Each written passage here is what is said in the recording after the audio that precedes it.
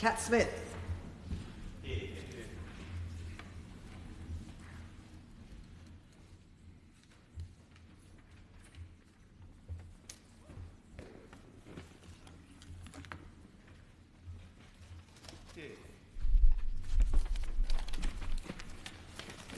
Petition rail link to Fleetwood.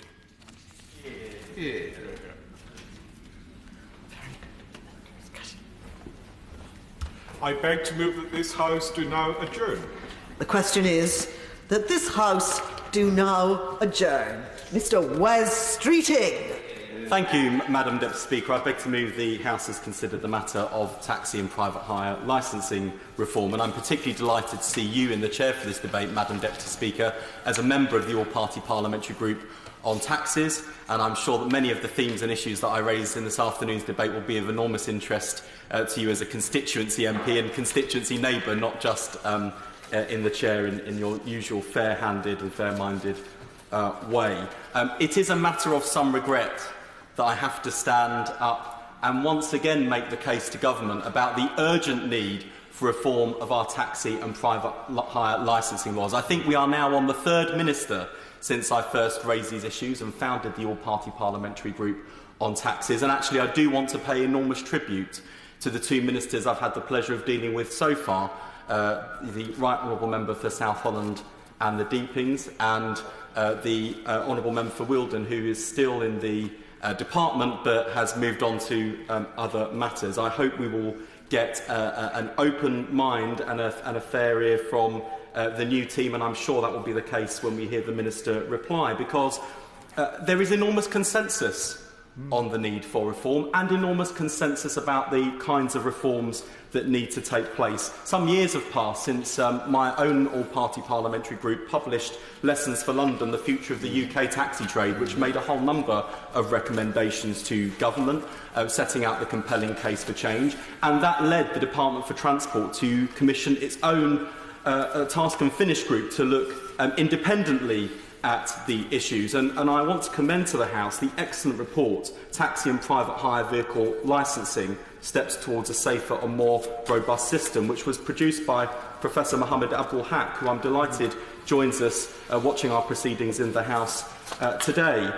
He said in his foreword to the report, and I quote, "It is clear that the status quo, whereby taxi and PHV licensing is inconsistent, ineffective and incompatible with the protection of vulnerable people, must not be allowed to continue. Alongside other incidents of criminality, the events in Rotherham, Rochdale, Oxford and elsewhere have brought the fundamental flaws in the licensing regime into the sharpest possible focus. These oblige uncompromising determination to make taxis and PHVs safe for all." And indeed, many of the recommendations he put forward in his report to the Department for Transport echo the recommendations made on a cross-party basis by the all-party parliamentary group. The need for national minimum standards so that any passenger in any part of the country can get into a taxi or a minicab safe in the knowledge that the laws and safety regulations governing their journey will keep them safe wherever they travel in whatever type of vehicle. It was acknowledged that we have a ridiculous patchwork quilt of varying standards and regulations across the country that national minimum standards would help to enforce. And it's also been recognised that in some places, often for very tragic reasons, some licensing authorities will want to go further, as Rotherham Council did, following the absolutely appalling role that the local minicab industry played in the terrible sexual abuse and exploitation of young women in that town. And it was acknowledged both from the work we did on the all-party parliamentary group, but also in the working group, that too many drivers and operators are flouting those rules, taking advantage of loopholes in the law and the patchwork quilt of safety regulations that exist to get their vehicle licensed in an authority with much less stringent safety regulations in order to undercut the more robust regulations that have been put in place in towns and cities. I will certainly give way to my honourable friend. And courageous advocate for better licensing, along with Member for Cambridge, in fact 3 of my favourite opposition MPs altogether, Madam Deputy Speaker. He's right to draw attention to the report by Professor Abdul Haq and the superb work he did. And I simply say this to the honourable gentleman. The beginning of that report, the foreword says this report is about public well-being. The government welcomed the report, accepted its recommendations, and I know he'll want to ask the question, might I do so too, when are we going to have legislation necessary to put its recommendations into effect? And I strongly endorse what the right honourable gentleman has said. Whether it's introducing new rules to govern cross-border hiring so that people can't flout safety terms and conditions, or finally providing a working statutory definition of applying for hire to prevent abuse of the two-tier system, whether it's ensuring that all drivers have disability training, recognising the concerns that guide dogs and other disabled passengers groups have raised about the inaccessible nature of too many journeys, there is a real need to act. And turning again to the report, the Department can't have escaped to notice what Professor Abdul Haq said at the very end of his foreword, where he said, "I look forward to the government's prompt response to this report in order to maintain the momentum for improvement." And he says very clearly, his final word on the matter, undue delay would risk public safety. And I'm afraid, Madam Deputy Speaker, that is where we are now. We are in a position where passengers are made unnecessarily safe because the government have been too slow to act where there is clearly cross-party consensus. And look, members here today will know that this House, the government and members on all sides are held in very low esteem by the general public because of the deadlock on Brexit.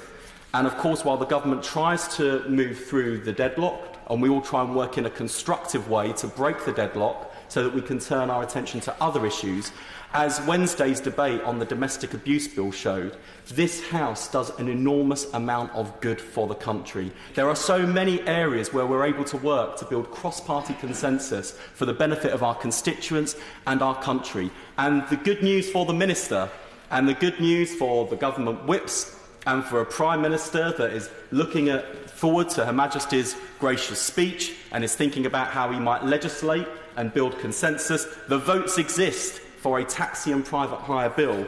And I hope that when the Minister rises to his speech, even if he can't preempt Her Majesty's gracious speech, I hope he will drop a significant clue as to what might be in it. It is not just the issues I mentioned, Madam Deputy Speaker. There are also city-specific issues.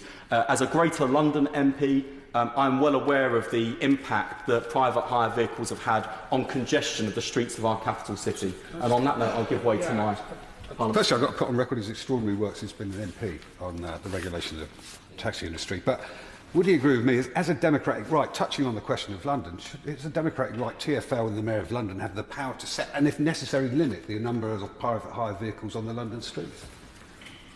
My honourable friend has anticipated the point I was about to make. Clearly, capping the number of private hire vehicles wouldn't be appropriate in every town or every city in the UK. But the Mayor of London, Transport for London, have made a compelling case to empower, to enable Transport for London to use a cap if it's deemed necessary and appropriate. And whilst I hear the objections from some parts of the industry, particularly those that have vehicles that emit lower emissions, it's not just about the emissions of those vehicles. If those vehicles are clogging up the streets of London, and the gas-guzzling lorries or other polluting vehicles are pumping out toxic fumes, it's the congestion that is as big a contributor to poor air quality as the individual vehicles themselves. And I hope that, especially now we have, for the first time in history, I believe, a former Mayor of London in Number 10, hopefully for not too long. But while he's there, and perhaps not even the last, but while he's there, I hope that the Prime Minister, based on his experience of Mayor of London, might look on that proposal favourably. So a huge area of consensus, a huge opportunity to legislate with cross-party support, and I hope the Minister will give us some good news as to how the Government will respond to our pleas for urgent action. There is a related issue I want to raise this afternoon, Madam Deputy Speaker, particularly in light of Transport for London's decision to grant a 2-month licence extension to Uber, and that's the conduct of that operator. I recently met with Uber in London for the first time in many years. I also met with them when I visited their headquarters in San Francisco with the all-party parliamentary group on the Fourth Industrial Revolution, which is reflected in the register of members' interests. And look, I am not from the Luddite wing of the House of Commons. In fact, I've yet to find the Luddite wing of the House of Commons, although although it's been suggested that the Right Honourable Member for South Holland and the Deepings and my honourable friend for Dagenham and Rainham might fit into that category. I think that's rather uncharitable, actually. I would never let that be said. Look, I've got no problem at all with the way in which technology is going to change our society. I think technological change is inevitable, it's coming, it's happening.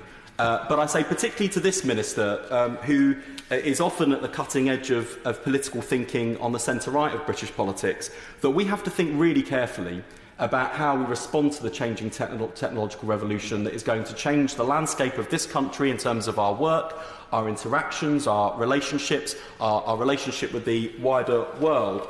And it's really important we learn the lessons of what we got wrong with globalisation.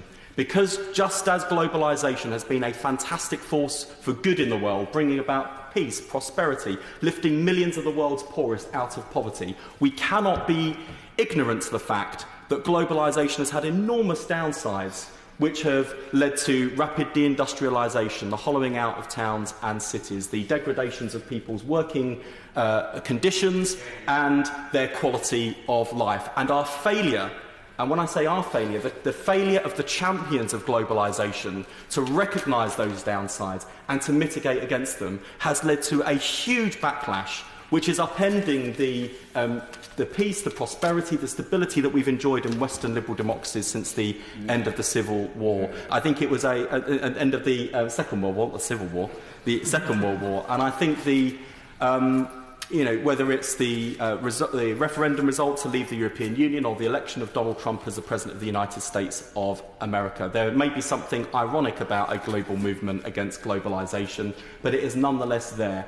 And if the champions of globalisation had recognised the downsides, had worked with those communities to ensure that everyone reaped the benefits, I think our politics, our country, our world would be in a better place. And so here we are now on the cusp of this new technological revolution, which also offers enormous opportunity for how we live, how we work, how we relate to the wider world. But there are downsides, and we see that in the case of Uber, where, people find convenience at the touch of a button, and I should add that they can also find the convenience of a licensed London taxi, an iconic taxi, at the touch of a button. But it cannot be right that a multinational corporation based in San Francisco, which is effectively a glorified minicab app, is able to undercut other competitors in the industry through aggressive tax avoidance, through not recognising their workers, and they are their workers as employees with the standard employment right terms and conditions, not paying them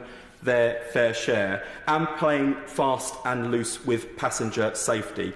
I recognise that Uber have made some steps following the rigorous enforcement that they've had from Transport for London to clean up their act. They're now subjected to an additional 20 licence conditions on their London licence in order to operate.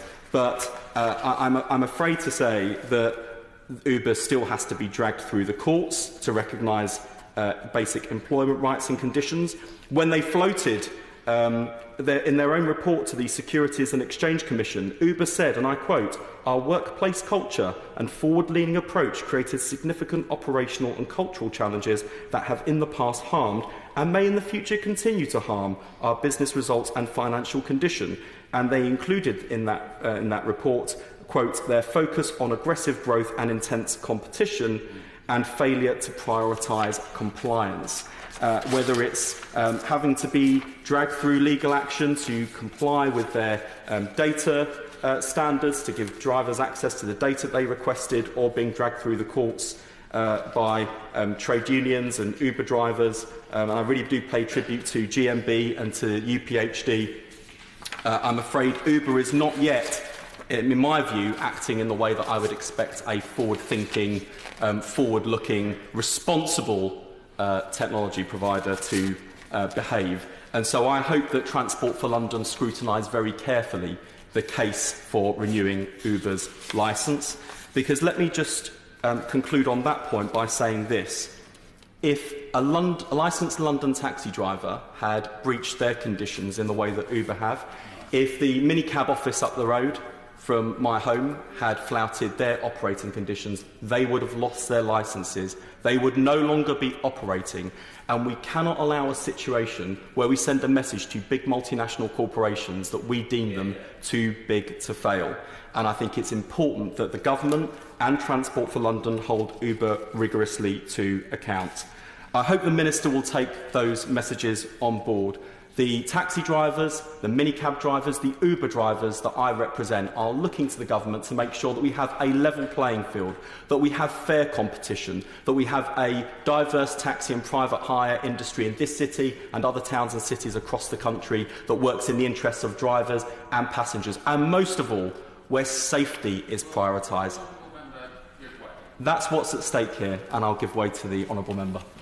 I'm very grateful.